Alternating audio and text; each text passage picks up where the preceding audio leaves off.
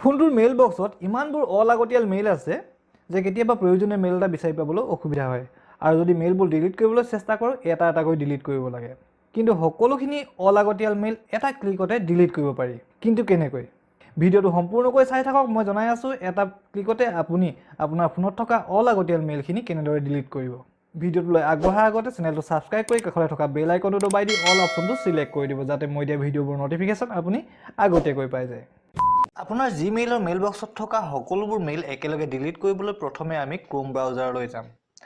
তাৰ পাছত সোঁহাতে ওপৰৰ এই তিনিটা ফটোত ক্লিক কৰিম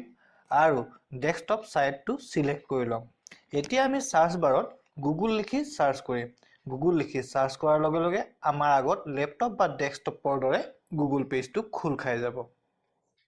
এতিয়া আমি ইয়াত জিমেইল লিখি সাৰ্চ কৰিম তাৰ পাছত এনেকৈ পেজটো খোল খাব আৰু মই এই প্ৰথম অপচনটোত ক্লিক কৰি দিম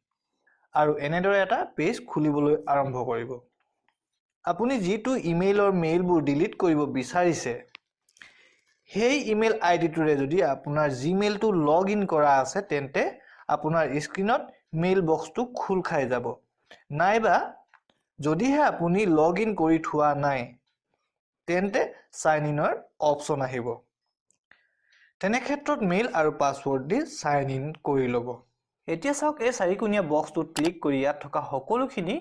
ইমেইল সিলেক্ট কৰিব পাৰিম পিছে আমি প্ৰাইমেৰী সেকশনত থকা সকলোখিনি ইমেইল সিলেক্ট কৰিবলৈ আমি ইয়াত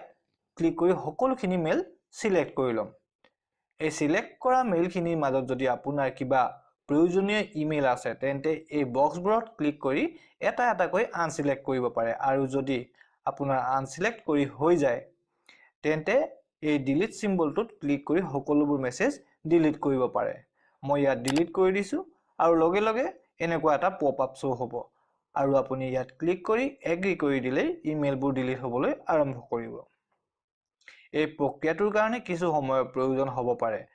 কিমান সময়ৰ প্ৰয়োজন হ'ব আপোনাৰ মেইল বক্সত কিমানখিনি মেইল আছে তাৰ ওপৰত নিৰ্ভৰ কৰিব ঠিক একেটা প্ৰক্ৰিয়াৰে আপুনি যদি প্ৰয়োজন অনুভৱ কৰে সোশ্যাল আৰু প্ৰমোশন সেকশনত থকা অলাগতিয়াল মেইলখিনিও আপুনি একেলগতে ডিলিট কৰিবলৈ সক্ষম হ'ব